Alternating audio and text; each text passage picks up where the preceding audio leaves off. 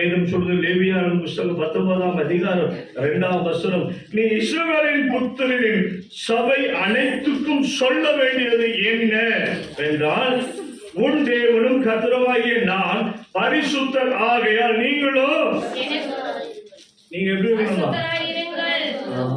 எப்படி இருக்கணும்? அப்படிமா நீ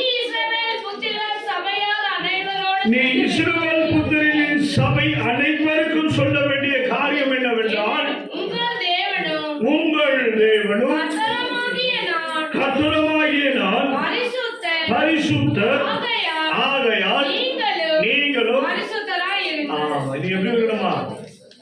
பரிசுத்தர் இருக்கணும். ஏமாத்துக்காரன் அவன் நல்லா இருக்கட்டும், நீ நல்லா இல்லையா? இவன் நல்லா இருக்கா, நீ நல்லா இல்லையா? பரவாயில்ல, நல்லா இல்லாம